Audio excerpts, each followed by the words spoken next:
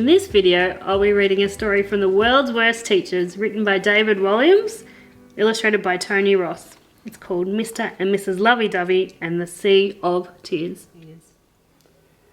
Mr. Lovey had taught English at St. Valentine's School for as long as anyone could remember. He dressed as if all his clothes had been knitted by his elderly mother, which they were. The man was never seen without his knitted tie, cardigan and tweed suit. One day, a new history teacher joined the school. Her name was Miss Dovey. She dressed as if she made her clothes out of old curtains, which she did. The lady favoured floral frocks and went all the way up to her neck and all the way down to her ankles. The pair were made for each other. On her very first day, Miss Dovey was put on break time duty. Mr. Lovey was too. As all the boys and girls of St. Valentine's School played it, these two lovebirds caught their first glimpse of each other. To begin, their shyness prevented them from doing any more than glancing at each other briefly, then looking away. However, soon the looks became longer and longer as they gazed into each other's eyes.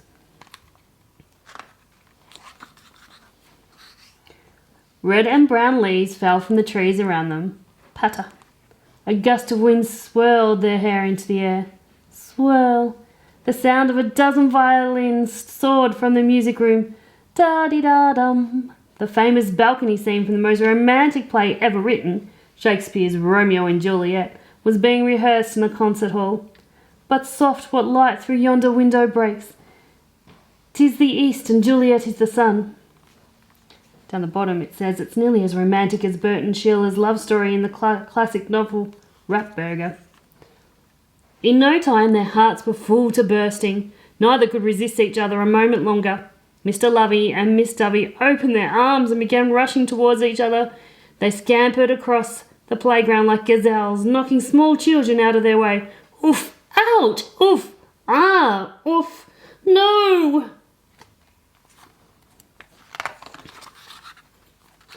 Eventually, the pair embraced. Whoop! They each held on to each other tightly, as if they had been searching for the world for all eternity, and now they both finally found their soulmate. Such was their joy that they both burst into floods of tears. Boo-hoo-hoo! Yuck! Revolting, isn't it? What could be more vomit-inducing than a teacher in the throes of love? Puke! The answer is simple. Two teachers in the throes of love. Double puke. That first meeting was only the beginning. Soon Mr. Lovey was always loitering outside the history classroom to blow kisses to Miss Dovey. Mwah! Hurl! Meanwhile, Miss Dovey was always popping into the English classroom to drop off a cup of tea and a slice of her homemade Victoria sponge cake to Mr. Lovey. Clink! Barf! One day, he ended up eating 27 slices and had to be taken to the sick room. In no time, the pair of love-struck teachers were calling out messages of love to each other down the school corridors. I miss you already, my beautiful rainbow, he would say, even though she'd only been gone for 5 seconds. Spew! Until break time, my handsome prince of love, she would call back. Upchuck! All the kids at St. Valentine's found the pair puke-tastic. Puke-tastic is a word. Just look it up in your Walliams dictionary. You might be quietly sitting in the library when you're caught in the crossfire of one of Miss Dovey's slobbery air kisses aimed at Mr. Lovey. Splat! Or you might be tucking into your lunch when you'd be met with the horrifying sight of Mr. Lovey's face squashed up against the window of the dining hall, gazing lovingly at Miss Dovey. Scrouch! Your lunch would end up being sprayed all over the window. Splatter! So far, so bad. However, things took a turn for the worse. Much worser. The teacher's romance blossomed and bloomed and ever blossomed and did. And one day, in front of the entire school, Mr. Lovey got down on one knee. Do you need a hand up? Asked Miss Dovey. Not just yet, he replied. Ever since I first set eyes on you in the playground. There was still a lot of chattering from the kids in the dining hall. Please, can I have quiet? I can still hear talking. Thank you. The school fell silent. Ever since I did that bit. Miss Dovey, whenever I see you, my heart explodes with joyousness. Please, could you make me the happiest, wappiest man in the world by becoming my wife? Miss Dovey, will you marry me?" From his pocket he produced a ring that his mother had knitted and presented it to Miss Dovey. The history teacher burst into floods of tears. "Is that a yes?" inquired the English teacher. Miss Dovey couldn't speak, so she just nodded her head and whimpered. Then Miss Lovey burst into tears as well. He was still down on one knee, beginning to look uncomfortable. "Ouch! Actually, please, could you help me up now? My knee has gone numb." The wedding day was set, and the entire school was made to come. The church, which was beside the river, was only a stone's throw from the school, so there was absolutely no excuse. All the girls were forced to wear bridesmaid dresses made out of curtains. "Ha ha!" laughed the boys, although they shouldn't have, as they were forced to wear pink page boy outfits knitted by Mr. Lovey's mother. "Hee!" laughed the girls. Mr. Lovey wore a 3-piece powder blue suit, knitted of course by his mother. She bawled throughout the entire service. Meanwhile, Miss Dovey wore an enormous puff of a dress that was fashioned from neat curtains. It made her look like a meringue. Although the kids were missing lessons, nothing could be more boring than a marriage service that lasted 9 hours. It was so bum-numbing lengthy because the groom insisted on reading aloud a 10,000-line love poem he'd written about his bride. "You are the angel of my heart. In front of you I would not fart, or burp, or scratch my bottom, because you, Miss Dovey, are the one." The bride, meanwhile, had written a 4-hour opera about the groom, which she sang in German, as the wedding guests began to nod off. Zzz. The weary-looking vicar finally pronounced them man and wife. "You are now Mr. and Mrs. Lovey-Dovey." The bride burst into floods of tears. "I do hope they are happy, wappy tears, love of my life," inquired the groom. "I have never been happier, wappier." Seeing his wife cry, Mr. Lovey-Dovey couldn't help but cry too.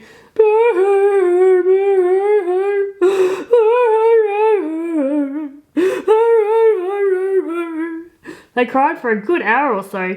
The tears collected in giant puddles on the floor. The vicar looked at her watch and sighed. "I'm very sorry, but I have a christening and then a funeral to get through today, so could you please just bog off?" Still the teachers sobbed. "I said bog off, bog right off." The vicar lobbed a hymn book at the elderly organist who had fallen asleep. Clock! Ouch! Upon waking, the organist began playing the wedding march. Da-da-dee-da. When the pair didn't move, the vicar rolled up the sleeves of her cassock, and with all her might she pushed him out of the church. Bog off! Everyone at the school breathed a sigh of relief. The longest wedding in the history of the world was finally over. Wrong! It had only just begun. For months afterwards, Mr. and Mrs. Lovey-Dovey went on and on and on about their special day. They really were two of the world's very worst teachers. The Lovey-Doveys spent lessons forcing their pupils to watch the 9-hour wedding video over and over again. They cancelled the school production of Grease and forced the children to stage Mrs. Lovey-Dovey's opera about Mr. Lovey-Dovey instead. They cleared all the trophies out of the glass cabinet and replaced them with Mrs. Lovey-Dovey's meringue wedding dress. They threw confetti over each other whenever they passed in the corridor. Worst of all, in assembly, Mr. Lovey-Dovey recited his 10,000-line poem every single morning. "For you my heart will forever be true. Without you I would always be blue. Blue as in sad, not like as in a smurf." So far, so really bad, but things were about to get badder. One day, a bump appeared in Mrs. Lovey-Dovey's tummy. "I'm going to have a baby, wavy, whoa-wah." I won't go into how exactly. The bump got bigger and bigger and bigger, until one day there was no bump anymore, just a really big baby. "Boo-hoo-hoo," he cried. "Boo-hoo-hoo," cried his adoring parents. That really big baby grew up to become a really big boy. Before long, he became a pupil at St. Valentine's. in a school uniform made by his mummy. Out of curtains, of course. Now there were 3 Lovey-Doveys at school: Mr Lovey-Dovey, Mrs Lovey-Dovey, and Master Lovey-Dovey. Of course, the boy was the ultimate teacher's pet. He received top marks in everything. 100%, 101%, 1,000,000%. In English classes, he would put his hand up after every single sentence his dear papa uttered. "Yes, my angel sent from heaven?" Mr Lovey-Dovey would ask. "Daddy Waddy?" "Yes, Sonny Waddy?" "I just needed to tally-wally you that you are the mostest, wastest, wondermental papa-poo-poo in the whole wide worldly woo-wah." Mr Lovey-Dovey would burst into floods of tears. "Oh, I love you so much, my heart is full to bursting." Then he would scamper down the corridor to find his wife, drag her out of her history classroom and into his. "Yes, my hubby-wubby?" she would ask. "I just wanted to thank you for giving me the greatest gift life could ever offer." "What is that? Please, pray tell." "This perfect, perfect child of ours." Then it would be Mrs Lovey-Dovey's turn to burst into tears. "Why are you crying, Mama?" the boy would ask. "Because I'm the happiest, wappiest mummykins in the whole wide world." This would make the boy burst into tears too. "Boo-hoo-hoo. And I'm the happiest, wappiest, sappiest son." Then the trio would all embrace and weep some more, as they were the happiest, zappiest, battiest family who ever lived. Boo-hoo-hoo. Yuck, yuck, and yuck again. The Lovey-Doveys needed everyone to know how much they adored each other, so one morning they hosted an assembly together. The theme they picked was Love, Sweet Love. As the family shuffled into the sports hall, all dressed as huge pink love hearts, the kids burst out laughing. "Ha ha!" Mr Lovey-Dovey looked most displeased. "Quiet, please. There's absolutely nothing funny about dressing like this." "Yes, there is," shouted a joker from the back. "You look like a pink wafer. Ha ha ha!" "We are dressed like this," continued Mrs Lovey-Dovey, "so we can celebrate our most wondermental love with you all. Every morning after we wake up," added Master Lovey-Dovey, "we spend a few hours tally-welling each other how much we love each other, so today we are going to share it with the Holy School. So perhaps one day you can all be as lovely, wubbly, woo-wah as us." Ugh, the whole school groaned. What terrific bores this family were. "Daddy Waddy?" "Yes, Sonny Waddy?" You beginny Winnie. Show these nasty rotten children how wondermental we are." Mr Lovey-Dovey took a deep breath, turned to his wife and began. "Every morning at dawn I say to my wife, 'I love you more than rainbows.'" Then Mrs Lovey-Dovey turned to her son and said, "And I say to my son, 'I love you more than moonbeams.'" Then Master Lovey-Dovey turned to his father and says, "And I say to my papa Poo-Poo, 'I love you more than ice cream.'" And they all burst into floods of tears. Vom. They went on and on and on and on and then on some more. On and on and on and on. Onning and onning and onning. The assembly was going on all day. The tears flowed and flowed. Puddles of them formed, then pools, then lakes. The kids in the sports hall soon realised that they were ankle-deep in tears. "I love you more than snowflakes. I love you more than rose petals. I love you more than sunshine." This was dangerous.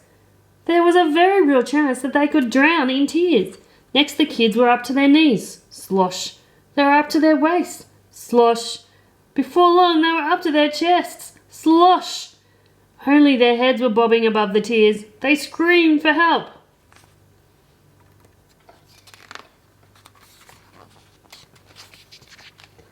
"Stop! Help, please! No, I can't swim!" They climbed up on their chairs for safety until the tear level rose and rose, and they were forced to scramble up the bars on the walls. "Up here! Quick! It's our only hope!" The Lovey-Doveys were in their own bubble of love, utterly unaware of the mayhem they were causing. "I love you more than summer meadows. I love you more than newborn bunnies. I love you more than Turkish delight."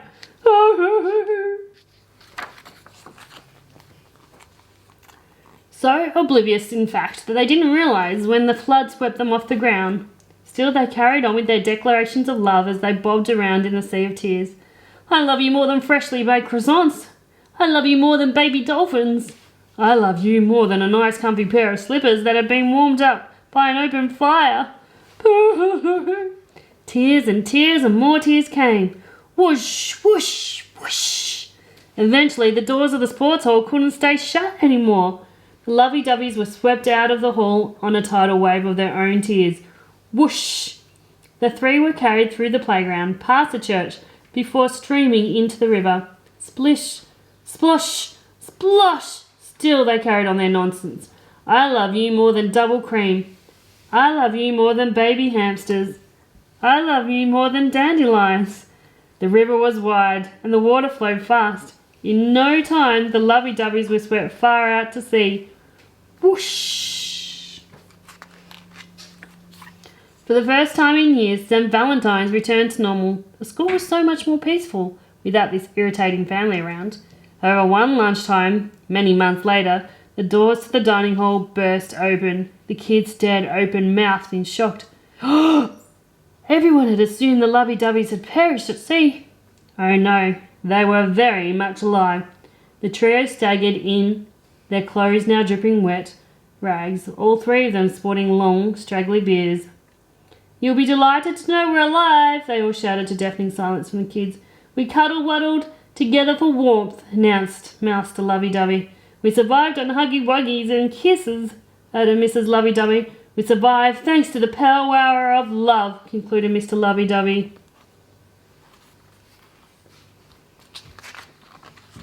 The Lovey-Doveys were back, and lovelier-doveyer than ever. Now it was the turn of all the kids to burst into floods of tears.